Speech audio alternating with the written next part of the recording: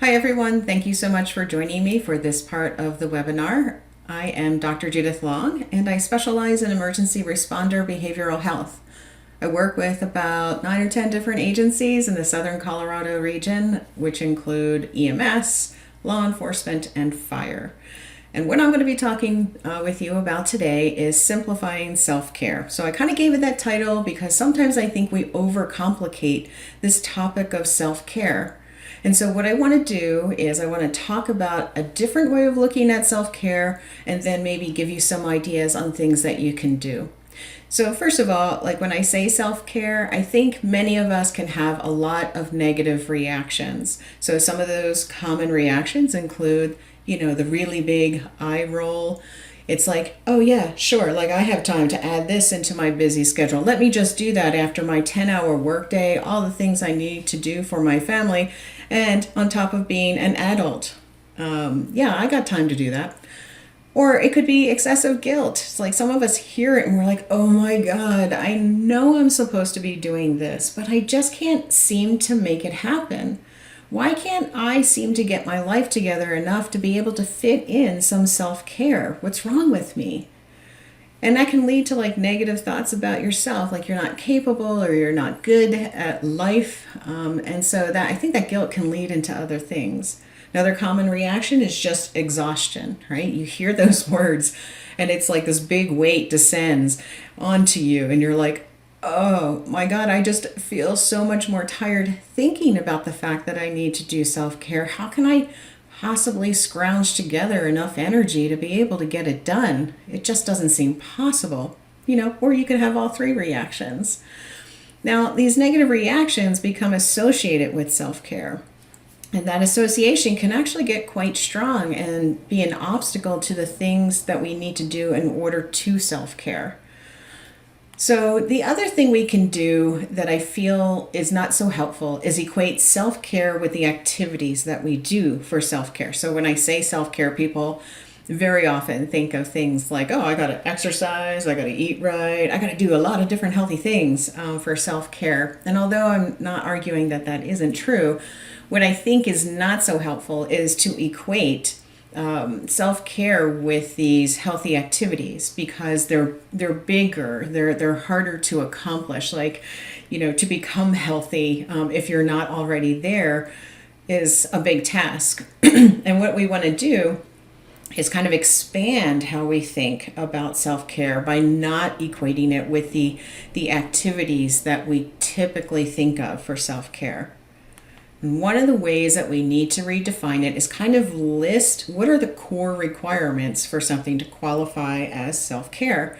And one of the core requirements is that self-care is any activity that fuels us. Basically, when we do that activity, we feel more energized after than before. And you have to ask yourself, and I love this question. I heard it a few weeks ago, and I'm like, oh, that's such a simple way to think about it. Like, after you're done it, did that thing go in your tank or your trunk? Because here's the thing. I hear a lot of people say, well, I just need some downtime, right? I just want to go home.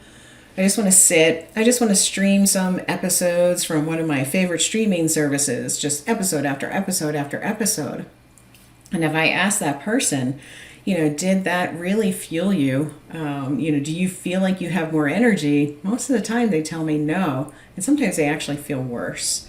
So we want to find activities that fuel us. And when I talk about energy, I'm actually talking about three different types of energy. Talking about physical energy, right? Just that, your body just feels more energized when you're done that particular activity. It could be emotional, right? Trying to create some emotional room for you to cope with some of the things that are put upon you, the demands that you face.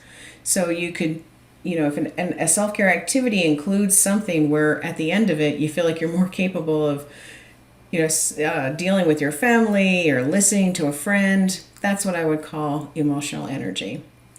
And then the final type of energy is mental. And by mental, I kind of mean cognitive. It's that, that energy you need to solve problems, to think through different solutions, to kind of feel like you have some sense of clarity about how you're taking information in. And when we look at all three of these, I just want you to think about energy in a broader sense so that we're not so limited.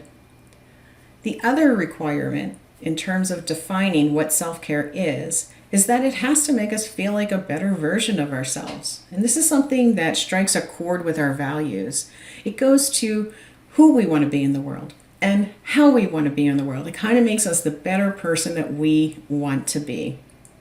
Another requirement is that we enjoy it, right? There are many self-care activities that we know we should do, and that's one of my least favorite words is should. But if we don't actually enjoy it, it's going to be a problem. Because if we don't enjoy it, we're going to be less motivated to do it in the future, and we're not going to get as much reward from it in order to make it something that's more of a habit for us. And the last requirement is that it creates a sense of success for ourselves after we're done doing that activity. And so high quality self-care includes all four. But here's the thing. I can see some of you, looking at this and saying, well, I can certainly find activities I enjoy, but I wouldn't call them self-care. And that's exactly why we have to have all four of these be part of the equation. Because in that example I gave earlier about streaming video, if it's something you enjoy, like maybe you enjoyed watching those episodes, but if you didn't feel like you got more fuel, didn't really make you feel like a better version of yourself, and you didn't really feel like you had any success from it, it's actually not going to really count as self-care. It's not putting that, fuel into the tank, so to speak. The other thing that we need to do is modify our mindset about self-care. And what I mean by mindset is like that frame of mind that we use to look at self-care and how we approach self-care. So one of the things that's really important is that we need to be proactive about it. Many of us don't think about self-care until we're on empty, until we've depleted all of those resources that we have in order to try to do something we need to do or to engage in self-care. And it really can't be an afterthought. And I'll go back to that analogy of the fuel of tank in the car. Who would drive their car until it reaches empty to then say, oh, I need to get gas, right? It's a ridiculous notion, but yet it's the approach we typically use for our self-care, and we really can't do that. We need to be more proactive about it. And that's kind of what I'm hoping to help you do today is if we redefine it a little bit, we talk about different ways of looking at it, maybe it won't seem so huge a task to be able to do in your very busy life. The other mindset shift that we need is that you can't overcomplicate it, right? If we say, I need to get healthy, and that would be a good form of self-care. Again, not going to argue that that is not true, but if we make it really, really complicated, then we'll never be able to figure out a way to approach that goal. So what I want to do is encourage self-care that is very simple, and it's of short duration so that it's easy to do. It could be done like kind of maybe in different contexts sometimes, in different places like at work or at home, but it's also short. So you don't really need to set aside 30 minutes because for some of us that's really hard to do, to say, I'm going to walk away from other things that I'm supposed to be doing for 30 minutes in order to self-care. I hope that maybe at one point you can get to that frame of mind where you say 30 minutes is great. But if all you can do is 5 minutes, I still think it's really beneficial. So I don't want that time duration to be a hurdle for some of us. The other thing is when we engage in self-care, we need to be fully present with that activity. And that's something I'm going to hit on again and again as we go through this presentation. When you're doing the self-care, you're doing just that one thing, right? Self-care isn't doing the activity you choose while looking at your phone. You need to be fully engaged in that in order for that activity to feel like it meets all those requirements that we talked about on the other page. The other thing that we need to do is to let go of the idea of perfection. We'll set a goal, and we'll talk about setting goals in a little bit. But we'll set a goal to do some stuff for our self-care, and then when we fall short, we immediately peg ourselves as failure, and that's not really particularly helpful to us. When we fall short of what we set out to do, I believe that a little bit of self-compassion goes a long way. And one of the things that we can do is say, oh, I meant to do, that stretching routine 3 times this week and I only did it once. Great. I think that's a success, actually. Because if you look in that moment, of course, you're going to feel like a failure because you didn't do it the way you wanted to. But if you expand that duration of time to say, well, look what I was doing a month ago. I wasn't doing anything. And this week, I got in one. That's progress, right? So we need to let go of this idea that we need to be perfect. And when we evaluate what type of progress we're making, we don't want to be really short-sighted and just look at today's failure. We want to look at the progress we've made over time to feel some degree of success from the effort that we've put into this. The other thing that I want you to remember is that self-care isn't selfish. It's not a self-indulgent behavior where you're shirking all of your responsibilities. You're letting other people down because you're not with them doing something for them. It's really an activity that's a requirement. To me, it isn't a luxury, it's a necessity. And when we move it into the idea of necessity rather than luxury, maybe we can let go of some of the guilt we feel around it being a selfish act or a self-indulgent act. We also don't want to have to force ourselves to do self-care. Again, I think that just goes back to one of those requirements about enjoying self-care. If we don't enjoy it, we have to force ourselves to do it. And again, it's not going to get ingrained. And we're keeping that negative association with self-care. And we're trying to break that today. It's one of the primary things I want to accomplish in today's talk. So we need to modify our mindset around how we view self-care. The other important thing I think we need to do is develop some strategies, right? In order, what are the logistics around making self-care happen?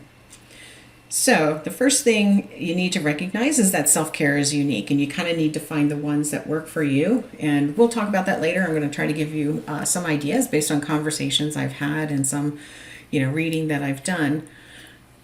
But that does take effort, right? So I don't think we should look at someone else's self-care routine and be like, oh, I just need to do what they do because they seem really happy and really good at it. Well, try it, see if it works. But if it doesn't work, you kind of need to go back to the drawing board.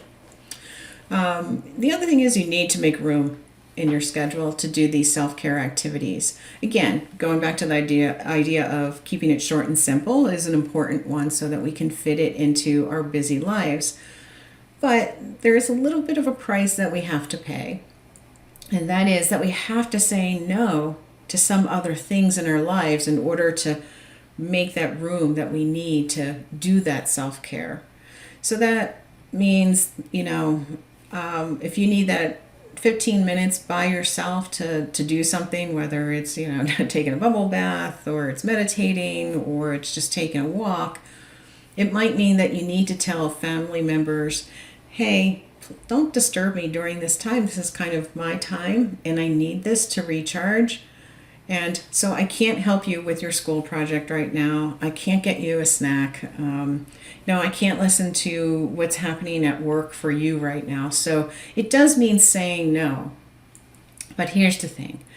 I find that although when you're first trying to incorporate some of these things into your life, not only will you see the benefit of you doing those things, the people around you will see the benefit. So maybe the first few times it's a little bit of an awkward push that gives you some guilt about it. But over time, I think you both get to the place where oh, wow, Judith's in a much better place once she does those kinds of things and she's more approachable or she's more helpful or she's in a better mood. So I think you both see the benefit of it over time. So give that a little bit of time to work when you're first implementing this. The other thing I recommend is working within your daily rhythms.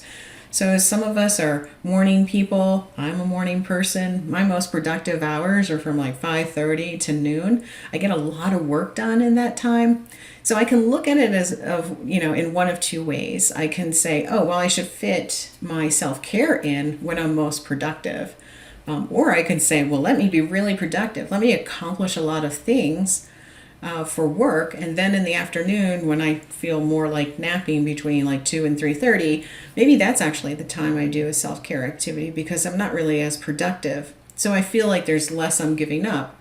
But the thing is, you need to think about this. You look at your daily rhythms. Do you want to try to fit your self-care activity into a time where you have more energy to get it done?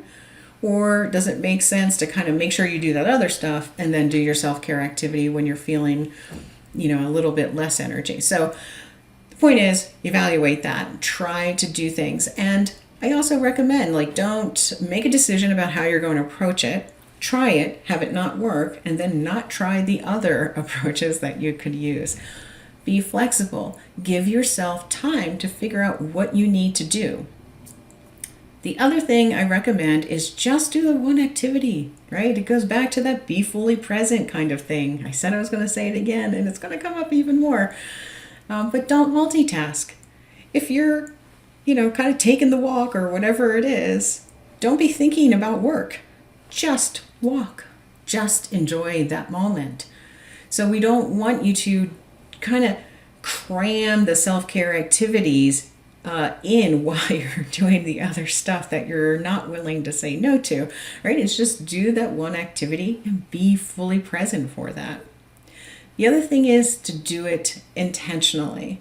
Like sometimes I think we can kind of slip into moments that would qualify as self-care, but we don't want to be evaluating so did I, when I came home from work today, I was like, I really need to just do something, recharge here. And it's like bedtime and you're like, did I actually do that? No. We don't want to be looking backward to figure out, whether or not we engage in self-care. We want to say, I'm going to engage in self-care. Okay, I'm engaging in self-care. Okay, and now I'm done, right? This is that intentionality. I know it may sound a little weird for people, but in studies, when we set intentions to do a particular thing, we find it extremely rewarding. It's like our sense of reward from that activity is heightened. And that does a couple of things. One, just makes us feel good. The second thing is that it motivates us to do it again. It helps build a habit. And the last thing I'll mention is when you're done that activity, you should evaluate, how did that go? So it is asking yourself, okay, so I'm done. I spent that 15 minutes doing this thing. And do I feel better? Do I have more energy? Do I have more physical energy? Or do I have more emotional energy? Or do I have more mental energy? And we want to evaluate whether or not that particular activity worked for us. And again, when we do that, we want to acknowledge the fact that we did it and kind of give ourselves the pat on the back for having done it. We want to instill that sense of reward in that behavior immediately after doing it, again, to help us feel good and to help us build that habit. All right, so I talked about setting goals. I know that some of us can struggle with setting goals, so I wanted to introduce the idea of SMART goals. I actually think that this is all over the place. You may have heard of it before. It's typically applied to work settings or business settings, and we do apply it to behavioral health change to try to get people to change a set of habits like smoking cessation and things like that. But I want to talk about using SMART goals in order to help us achieve some of the self-care goals we have. So SMART is an acronym, and it stands for specific, measurable, achievable, relevant, and time-bound. But if you look on this slide here, you can see each of those letters could stand for another word that might resonate with you a little more. So specific could be simple, sensible, significant. Measurable could be meaningful or motivating. Achievable could be agreed to, which means that multiple people agreed to it. And attainable. And relevant could be reasonable, realistic, and results-based. And time-bound it's time-based, time-limited, and timely. right? It's relevant, for the time period you're in. So I kind of like go through, I'm going to walk through the bolded words using those to help us understand what each of these is and what we need to do for each of these steps. But you could easily kind of go through and pick like another word that, again, like resonates with you a little more. But let's look at each of these individually. So specific means your goal has to be very clear and very specific, right? So saying something like, I'm going to self-care today when I get home from work. Not specific enough, right? What are you going to do to self-care? If we don't make it specific, it becomes too vague and it's really easy to avoid and ignore. When we make it specific, most of us will automatically imagine this thing in our head, this activity in our head, and it makes it much more concrete. And it gives us a way to kind of focus our efforts and increase like our motivation to actually do it. For measurable, our goals have to be measurable, right? It's being able to answer the question, how will I know I accomplished it? So it might be, I'm going to, sit out back by the fire pit for 15 minutes, right? That's kind of measurable. I can tell when I start because I'll be sitting by the fire pit and I know it's going to be a specific duration of time. Achievable means that you can have the best laid plans, but if there are a lot of obstacles to being able to accomplish that goal, then it's not going to work, right? So achievable means you need to remove some of the other constraints. An example would be like that fire pit thing. If your family is going to be bugging you for stuff that they need at that moment, it's being able to, make some arrangement with them. Remember that achievable, another word was agreed. And I said, well, that means agreed to. That A means kind of getting buy-in from your stakeholders that this is what you're going to do and you don't want to be interrupted for that period of time.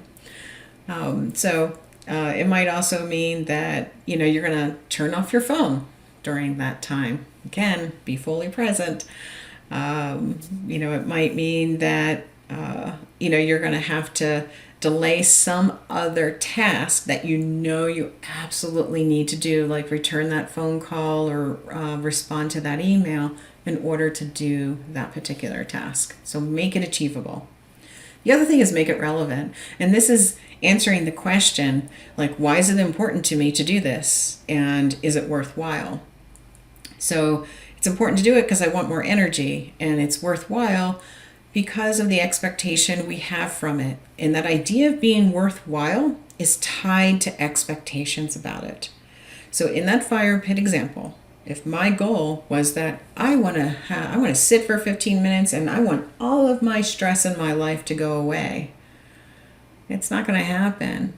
So I may start to perceive it as not worthwhile. So I need to adjust those expectations so that when I'm done, I've met those expectations.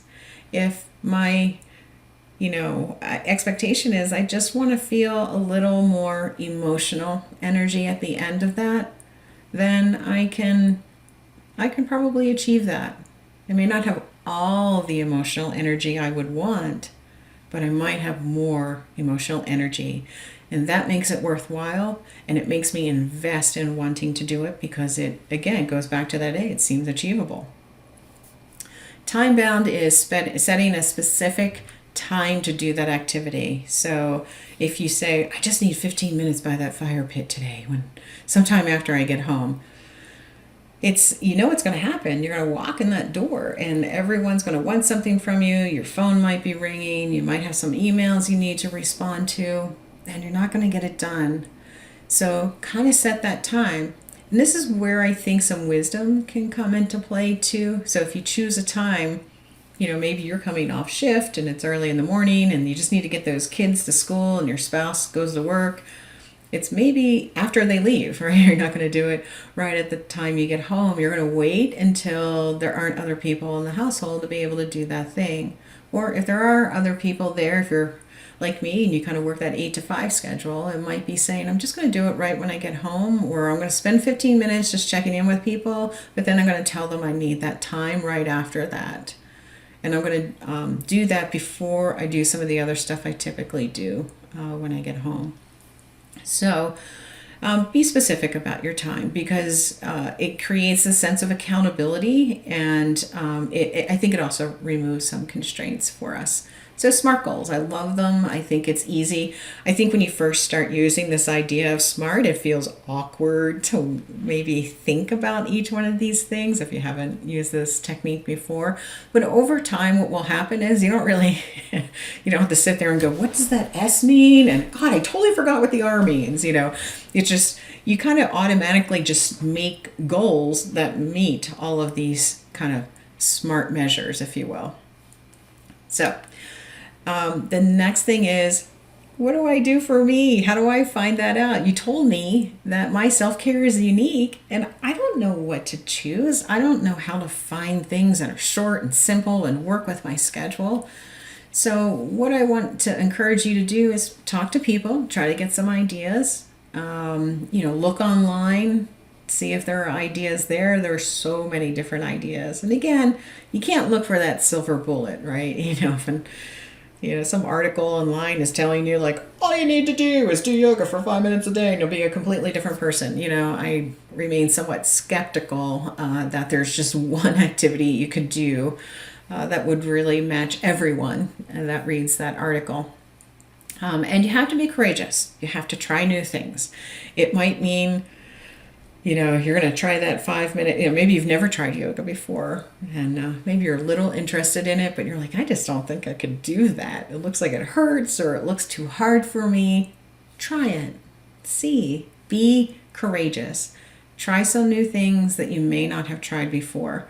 I can't emphasize, I don't think the internet is the answer to stuff, but there are just so many options out there. They're very short, like 5-minute Tai Chi videos, 5-minute yoga videos. There's short meditations you can do. And we'll kind of walk through different ways of looking at activities, but there's so much out there.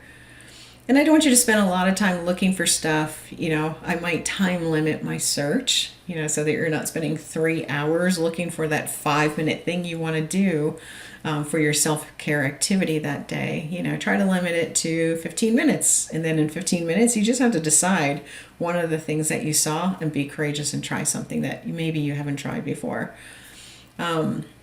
Another way to look at self-care is to ask yourself, what kind of energy am I looking for? Am I looking for physical energy?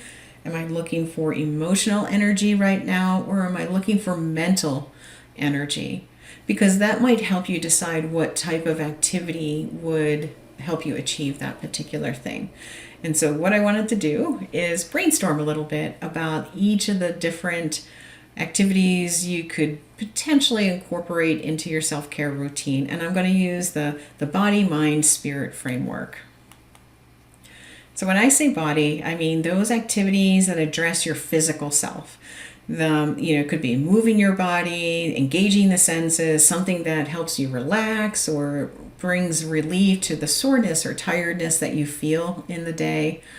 And I just want to give you like a couple of seconds. Like if I asked you, what types of things can you think of that would help address, kind of self-care for your body that aren't complicated? So I'll just give you a few seconds to think about that.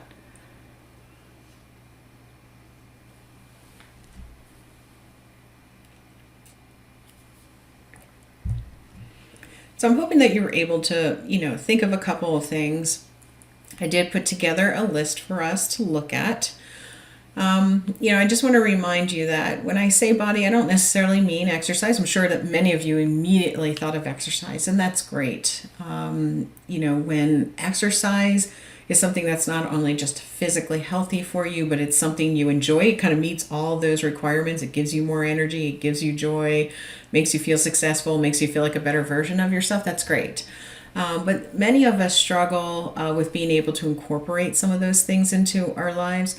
So we want to simplify it a little bit by saying, when we talk about the body, we're really talking about involving the senses. And we're talking about what gives you pleasure or relief in terms of your body. And this list is in no particular order. I literally just generated it through thinking about conversations I've had with people and ideas that they've given me over time. So one is just a short walk, right? The short walk isn't meant to get to an elevated heart rate and respiratory rate so that you have that fat burn. Short walk is just getting outside of the physical space that you're feeling constrained by, whether that's your workspace or it's your home environment. And it doesn't have to be long. Even just a 5-minute walk can be really, really helpful to kind of disengage from stuff. Another idea is just cuddling with a pet.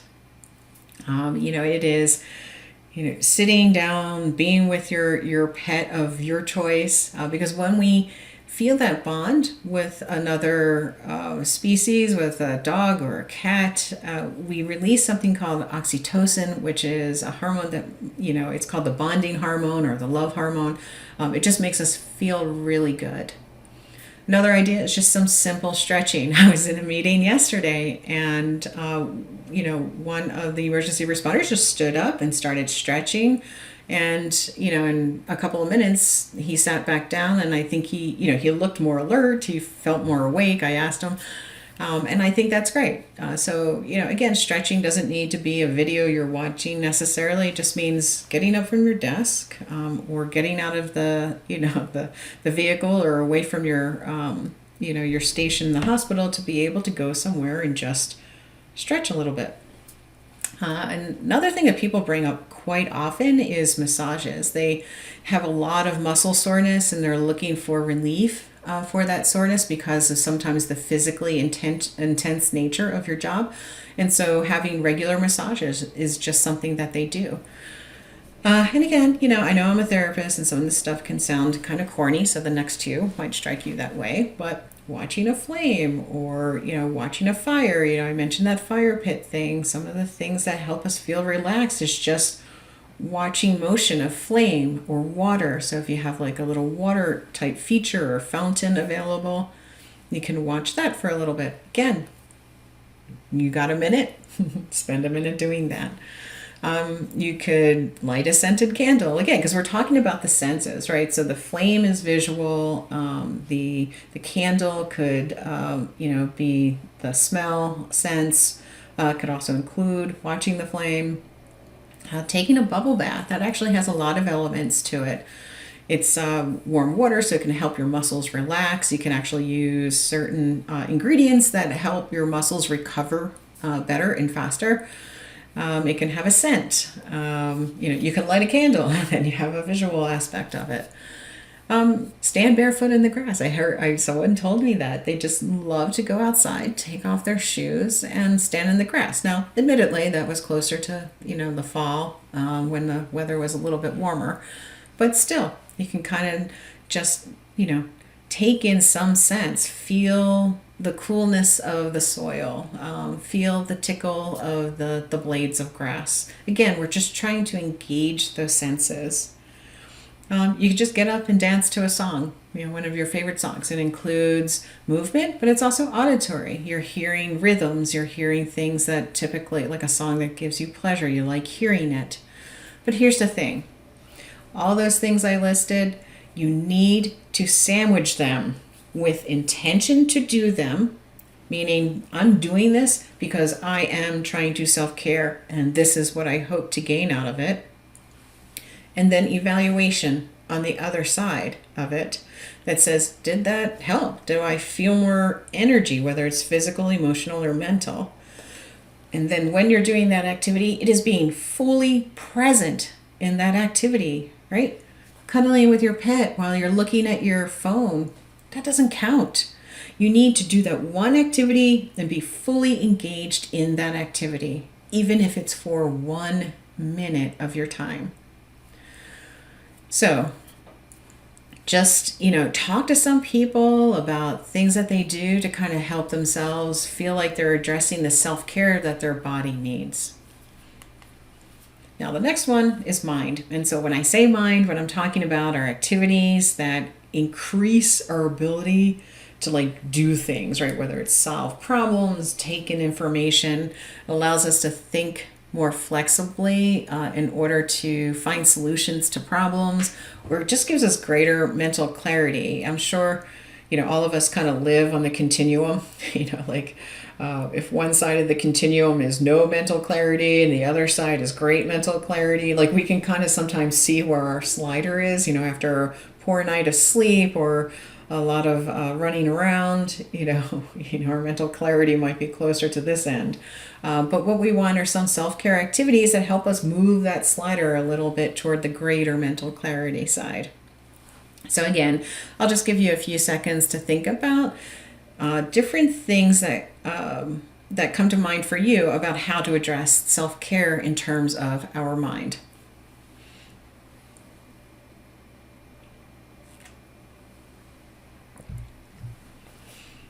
And again, I did put together a list based on conversations I've had. Our minds are very complex, and sometimes it can be hard for us to think of things that we can do in order to care for the greater complexity of our mind. But the self-care for our mind doesn't really need to be complex. It's really just trying to find some things that, create that mental relief or gives us some more space to help us do some of those more cognitively oriented tasks that we have each day.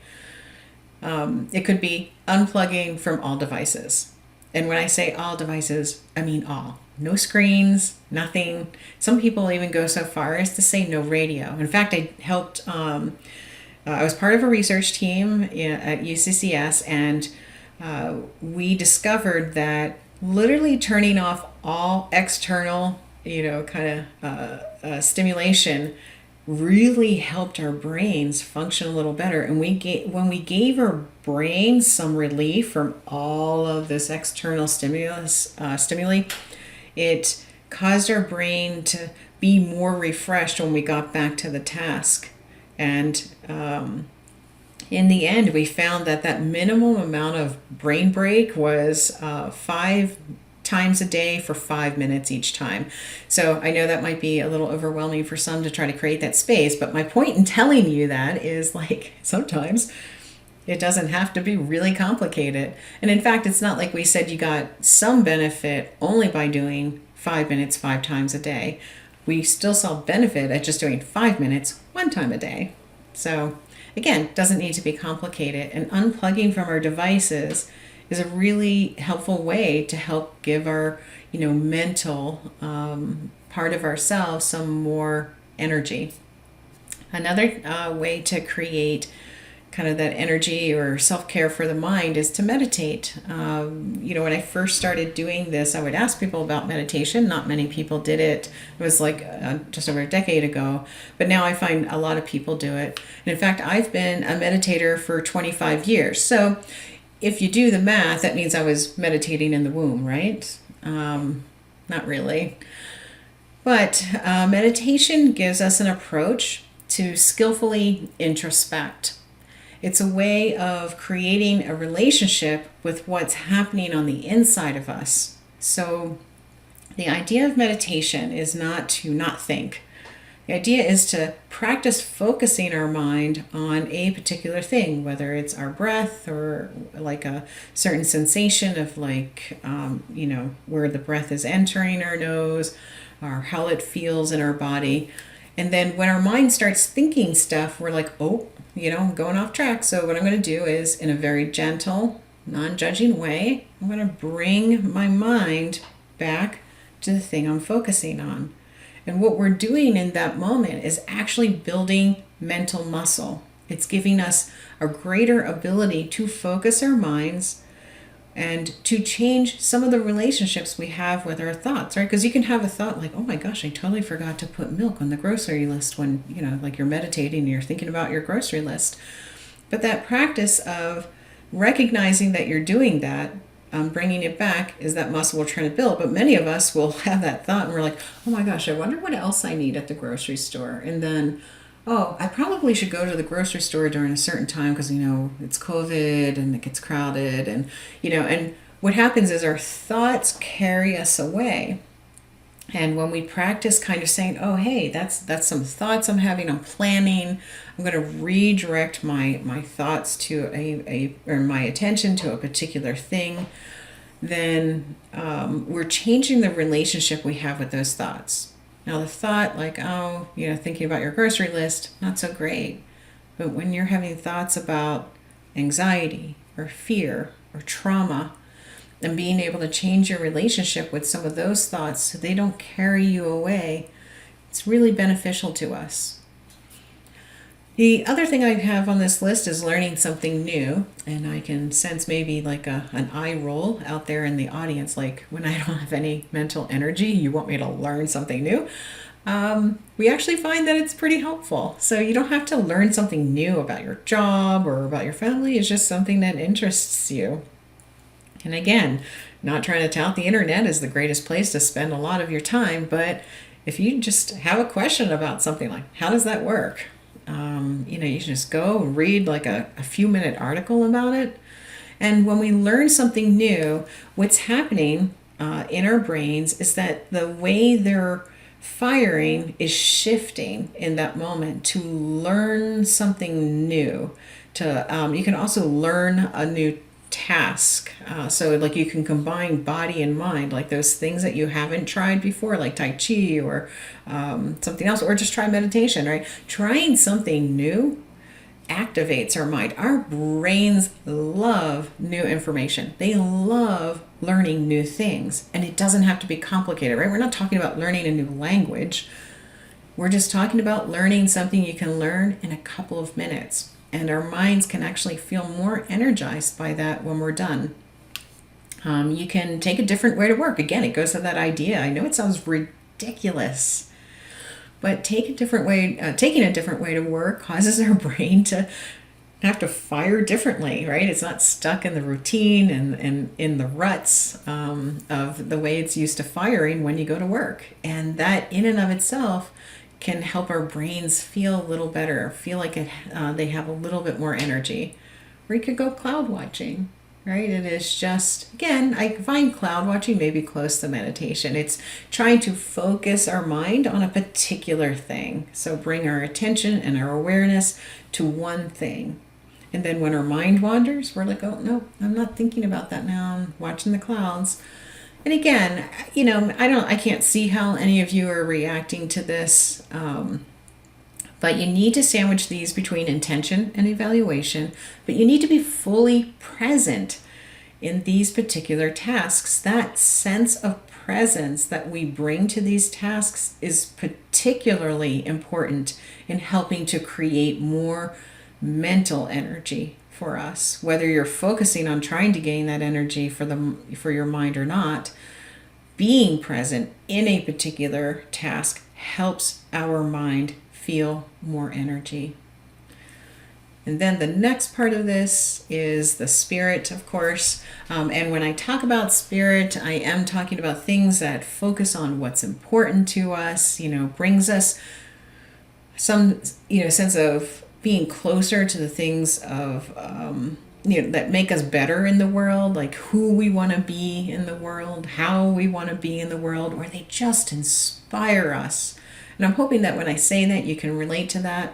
But I'll give you a few seconds to think about, like, what activities have you done or seen others do or desire to do that you feel like would fill your spirit?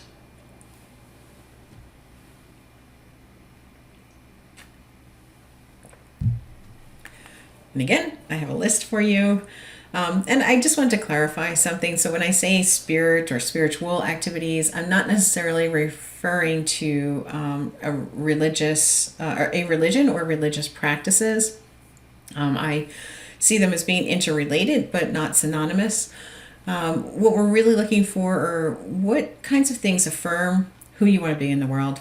and what kinds of things enact your values and makes you feel like you're moving closer to the things that are really important to you. And one of the simplest things we can do is find something to be grateful for. We just want to stop and think for a few minutes, even when we are in a bad situation. It's being able to very meaningfully say, I am very grateful for this, right? It's not saying, well, at least I'm alive, right? That's not gratitude. Being grateful for something is saying, I am genuinely thankful for, something that I am, or something I have, or somebody that is part of my life. Another thing we can do is read something that promotes self-growth. I know there are a lot of self-help books out there. I'm not necessarily referring to that, but if you've kind of had an interest about something that helps you enact your values in a particular way, like I'm just going to throw something out like volunteerism, then just read something about volunteering actually helps fill our spirit. So praying, to me, is just another contemplative activity that's like meditation, but it might be focused on a particular faith-based system. But engaging in prayer is something that helps us feel like we're moving more toward the person that we want to be, because it's, typically for us, our faith-based systems or even our values, make us feel like we're the person that we want to be. You could also just watch something or watch someone that inspires you. Most of us have one or two people that we can, look to say, oh, wow, that person's like really inspiring to me. Whenever I listen to them, I just feel so much better. Like an example for me is Brené Brown. I don't know if any of you have heard of her, but sometimes when I just need to feel a little bit of inspiration, I go and I find one of her podcasts, or I go and I rewatch her Netflix special, right? Because part of the message that she has feeds something about my spirit. Maybe not my complete spirit, but something. Or maybe it could be a movie. It's some movie that is really, it just, jazzes you. It just makes you feel so good about yourself, about other people, about the world, whatever it is. So maybe sometimes you just need to reconnect to some of that to nourish your soul a little bit. And the last thing I put on there is finding humor. Humor is so important to us. And I know your profession has the dark humor.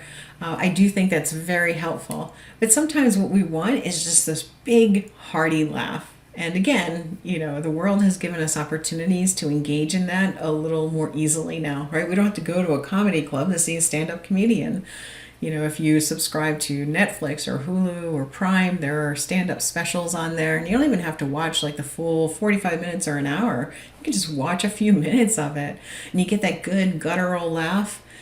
That actually is really helpful to us. It's not only something physiologically that happens to us. There are just brain reactions that happen when we truly engage in, kind of deep humor, if you will.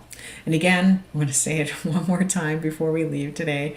When you do those activities, sandwich them between intentionally deciding to do them and evaluate how you feel, right? If we're trying to build self-care habits, we need to use that sandwiching technique. And again, be fully present. Because, I don't think, I skipped over spending time with family and friends. Because again, if we're spending time with friends, but we're doing something else, like we're at work, or we're spending time with family, but we're not really spending time with them, it may not be as nourishing. So it means if you're going to go and jump on that trampoline with your kids, don't be thinking about work. Don't be thinking about what you need to do after you're done jumping on the trampoline. Be with them. Kind of feel that moment, basically. So these are important things. I hope that these kind of gave you some ideas. There's so much more out there. I really encourage you to keep looking for other ideas. I was going to just wrap up by saying one more thing, because many of us do still get tied up with this, exercising, eating right kind of thing. But what I want to recommend is if that's not part of your routine and you just have had trouble, reaching some of those other, health goals that you've had, you can use some of these simple, short self-care strategies to build success in order to then put that fuel into your tank so it has this nice little reserve so that you might eventually have enough energy to do those other activities. So that's all I had to say today. Just to recap a little bit, what we want to do is redefine how we look at self-care so that it meets those 4 requirements. Gives you energy, gives you a sense of success, you enjoy it, and you feel like a better version of yourself. And we want to change our mindset about it, not seeing it as selfish. We want to develop a strategy for it so that it is very defined and very clear. And we want to, in any activity we engage in, be fully present in that activity. And we want to sandwich it between intention and evaluation. And then we just looked at some of the things, some of the ideas that people have done to help themselves self-care. So anyway, I thank you very much for listening to this part of the webinar. I encourage you to contact me. That might have my email on that slide if you have any questions about this or you're looking for some specific resources. I hope you have a good day. Thanks.